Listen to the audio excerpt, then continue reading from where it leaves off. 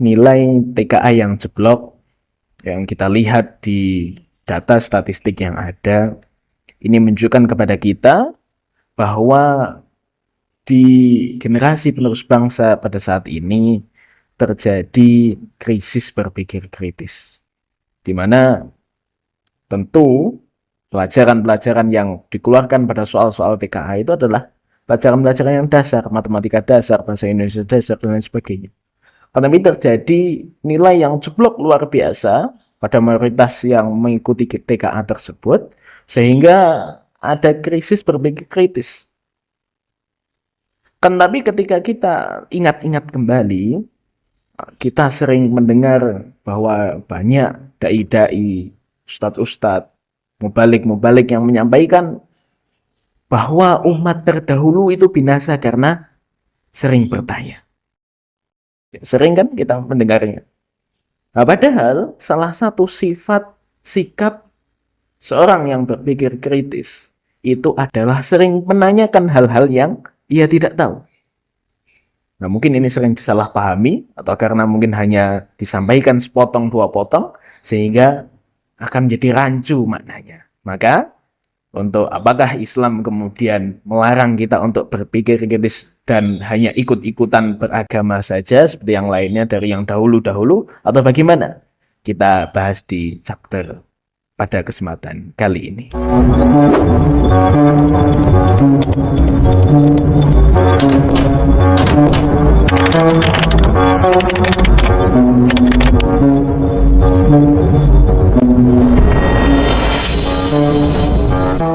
Assalamualaikum warahmatullahi wabarakatuh. Alhamdulillah hamdan la yuhad wa ashkuru syukran la yu'ad. Asyhadu an la ilaha illallah sahibatan lahu wa la walad wa asyhadu anna Muhammadan abduhu wa rasuluh man shalla wa ta'abbad sallallahu alaihi wasallam katsiran ila yaumid tanad. Amma ba'd. Saudara muslim rahiman wa rahimakumullah, ada sebuah hadis yang cukup masyhur yang sering kita dengar hanya akhirannya saja, yakni umat-umat terdahulu itu binasa atau dimusnahkan oleh Allah Subhanahu wa taala karena sering bertanya kepada para nabi. Padahal sebetulnya apa yang dimaksudkan dalam hadis tersebut? Apakah pure betul Islam itu kemudian melarang untuk kita sebagai para penganutnya untuk berpikir kritis, untuk cukup tidak boleh bertanya-tanya hal lain selain apa yang telah tertulis, termaktub? Karena ini sering disalahpahami sehingga banyak yang mengira bahwa dalam Islam itu dilarang keras untuk banyak bertanya. Padahal bukan seperti itu. Kalau kita lihat secara lengkapnya, redaksi lengkapnya, bisa kita lihat di Bukhari di nomor 7288 dan di Muslim nomor 1338. Dan ternyata ini juga telah dicantumkan oleh Imam An-Nawawi rahimahullah ta'ala dalam kitab hadisnya, ini kitab hadis Arba'in Nawawi yang ke-9. Redaksinya seperti ini. An Abi Hurairah Abdurrahman ibn Sahar radhiyallahu an qala sami'tu Rasulullah sallallahu alaihi wasallam yaqulu ma nahaitukum anhu fajtanibuhu wa ma amartukum bihi fa'tu minhu mastata'tum fa innama ahlakal ladina min qablikum kasratu masailihim wa ikhtilafuhum ala anbiya'ihim. Rawahu Bukhari Muslim. Rawahu muttafaqun alaih. An Abi Hurairah Abdurrahman ibn Sakhr radhiyallahu an, dari Abu Hurairah, atau nama lainnya Abdurrahman bin Sakhr, semoga Allah meridainya. Qala, ia berkata, sami'tu Rasulullah sallallahu alaihi wasallam, aku telah mendengar Rasulullah sallallahu alaihi wasallam itu yaqulu, bersabda, ma nahaitukum anhu fajtanibuh, apa yang aku larang terhadap kalian, ma nahaitukum anhu fajtanibuhu, maka jauhilah. Wa ma amartukum bihi fa'tu minhu mastata'tum, begitu juga ketika dan apa yang aku perintahkan kepada kalian, ma amartukum bihi fa'tu minhu mastata'tum, maka kerjakanlah semampu kalian. Fa innama ahlakal ladina min qablikum, karena sungguh yang membinasakan umat sebelum kalian kasratu masailihim wa ikhtilafum ala anbiya'ihim, hanyalah karena mereka banyak bertanya dan menyelisih para nabi mereka. Ini surat Bukhari dan Muslim.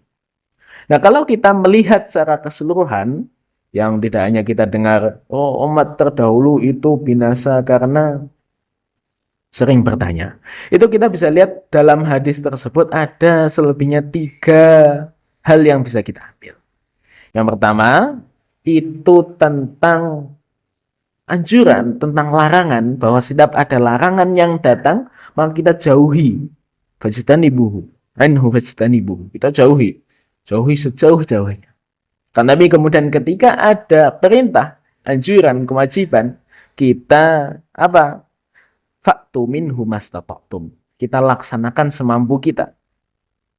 Dan kemudian yang ketiga adalah ada larangan untuk bertanya dan untuk menyelisihi. Nah, sebenarnya yang dibacakan oleh sebagian dari ulama-ulama para mubalik itu, yang kita dengar itu sampai yang masa ilihim. Wakhtilafuhum ala anbiya'ihim kurang diperhatikan. Karena kalau kita lihat lebih lanjut, asbabul wirid, yang menjadi penyebab hadis ini ada, yang menjadi penyebab baginda dan Muhammad sallallahu alaihi wasallam itu menyabdakan dalam riwayat ini, adalah ketika itu Nabi itu setelah menyampaikan perintah haji. Nabi menyampaikan perintah haji, wahai orang mukmin, berhajilah. Telah diperintahkan haji oleh Allah Subhanahu wa taala. Lalu ada seorang sahabat nama Al-Aqra' bin Habis. Ia bertanya, "Ya Rasulullah, apakah haji tersebut wajib setiap tahunnya?" Nabi tetap diam. Dan ditanya lagi sampai kemudian 3 kali. Si Al-Aqra' bin Habis ini tanya terus sampai 3 kali. Akhirnya Nabi pun menjawab, "Ketika aku mengatakan iya, maka niscaya umatku akan menganggap haji itu wajib setiap tahun. Dan itu pasti kalian tidak akan sanggup." Jadi yang dimaksud hadis ini itu berkaitan dengan larangan dan kewajiban. Ketika ada larangan yang datang kepada kita, maka 100% kita harus jauhi. Karena menjauhi sebuah hal itu sangat mudah. Kita hanya cukup menahan diri kita untuk tidak melakukan hal tersebut. Kita cukup ibaratnya diam saja tanpa modal, tanpa usaha, itu cukup kita jauhi saja.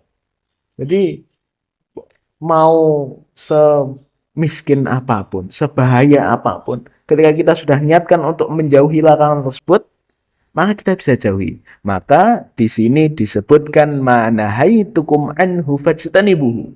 Ada konjungsi fajtanibuhu, ada kalimat menyambung yang langsung, ibaratnya kalau di linguistik kita belajar lebih lanjut, fa itu artinya langsung, maka fajtanibu, maka langsung jauhi. Ketika ada larangan, kita tahu ada larangan, kita tahu bahwa suatu kegiatan, suatu amal itu haram, maka kita jauhi. Tapi ketika ada suatu perintah yang itu bersifat anjuran ataupun bahkan kewajiban, itu kita fa'tu minhu mastata'tum. Kita lakukan semampu kita. Ketika mungkin ada suatu kewajiban, ternyata kita tidak mampu, maka kita lakukan semampu kita. Kita lakukan semaksimal mungkin, akan tetapi tetap pada koridor kemampuan kita. Karena syariat Islam itu tidak memaksakan, cukup semampu kita. Jangan sampai kemudian amalan yang dianjurkan tersebut itu menyakiti diri kita dan dapat membuat kita celaka. Bahkan untuk amalan-amalan wajib yang dasar pun seperti sholat, itu ketika kita tidak mampu untuk berdiri, kita boleh duduk. Ketika tidak mampu duduk, kita boleh berbaring. Ketika kita berbaring pun tidak mampu, boleh hanya dengan kedipan mata. Boleh dengan isyarat jari, itu boleh. Maka di sini, di dalam hadis ini tidak hanya menyebutkan bahwa dilarang untuk banyak bertanya, kan, tapi sebelumnya didahului untuk bahwa ketika ada larangan dijauhi 100%, ketika ada perintah dilaksanakan semampunya. Sehingga ketika ada wahyu yang turun berkaitan dengan larangan ataupun perintah, maka Nabi wanti-wanti untuk tidak bertanya. Fa innama ahlakal ladzina min qablikum kasratu masailihim wa ikhtilafuhum ala anbiya'ihim. Karena umat-umat terdahulu itu binasa dibinasakan oleh Allah Subhanahu wa taala. Itu karena mereka sering bertanya, banyak tanya dan juga menyelisihi para nabi-nabi mereka.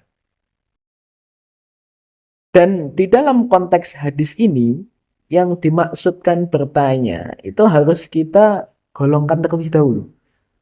Bagaimana yang bertanya untuk tabayun, untuk cross check, untuk benar-benar bertanya tidak tahu, atau bertanya untuk ini waqtilafuhum ala anbiya'ihim. Ada lanjutannya. Min qablikum kasratu masailihim waqtilafuhum ala anbiya'ihim. Jadi bertanya untuk hal apa? Untuk menyelisihi. Jadi bertanya hanya untuk mencari celah.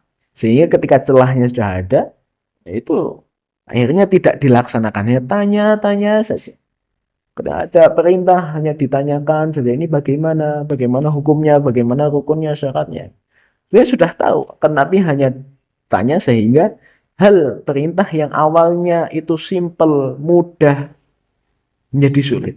Ya seperti kita lihat di surah Al-Baqarah, itu Bani Israel itu diperintahkan oleh Allah Subhanahu wa taala melewati Nabi Musa alaihissalam untuk menyembelih seekor sapi. Sudah menyembelih seekor sapi.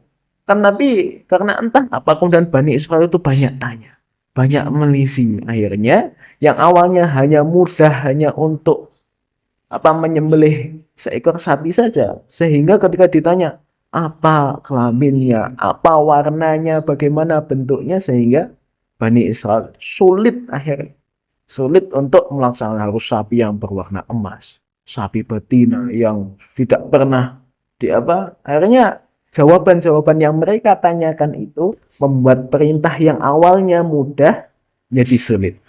Sehingga inilah yang dikhawatirkan oleh baginda Nabi Muhammad SAW. Untuk ketika ada wahyu yang datang, jangan tanya dulu. Jangan banyak tanya untuk menelisih, untuk mencari celah. Karena ketika kita bertanya, ketika para sahabat pada zaman dahulu bersama Nabi bertanya, ketika ada wahyu datang, dengan bertanya yang awalnya mubah atau boleh dan ditanyakan, maka khawatirnya akan ada wahyu yang turun untuk melarangnya. Ada wahyu yang turun untuk melarangnya, sehingga apa yang ditanyakan itu yang awal-awalnya boleh, mubah, itu menjadi haram. Akhirnya apa? Kita sulit sendiri, sahabat-sahabat dan umat muslim seluruhnya itu sulit sendiri. Nah, inilah yang menyebabkan umat-umat terdahulu itu binasa. Karena awalnya amalan yang dianjurkan itu mudah, dan ditanyakan jadi sulit, akhirnya tidak mampu melaksanakan, ini dibinasakan oleh Allah Subhanahu wa ta'ala. Seperti itu.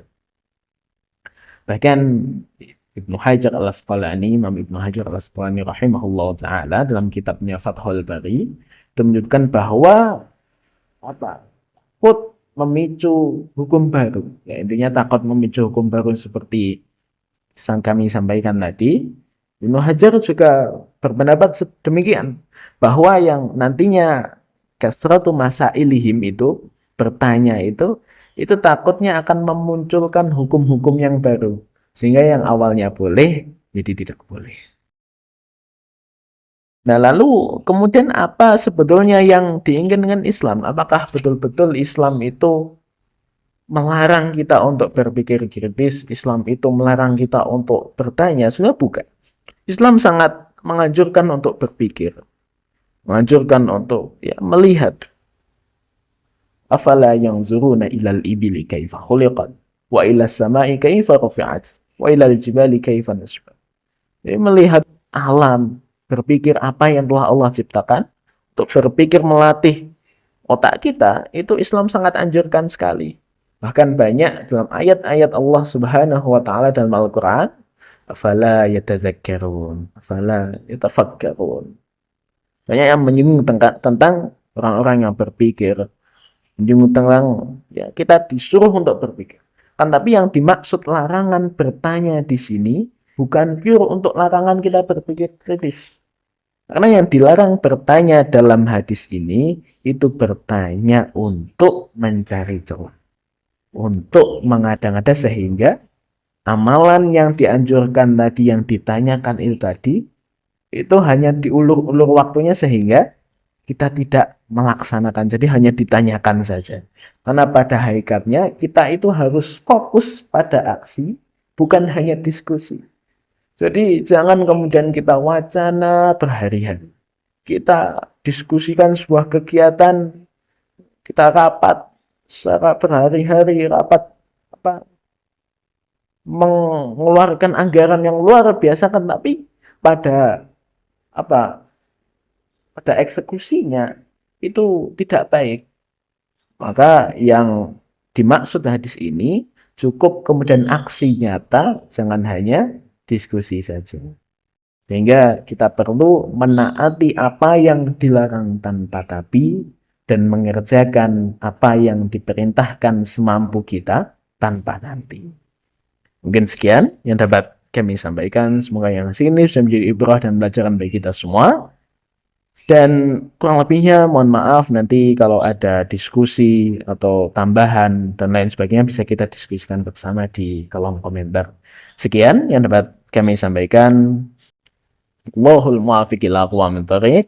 Wallahu a'lam bishawab. Kita bertemu di chapter berikutnya. Assalamualaikum warahmatullahi wabarakatuh.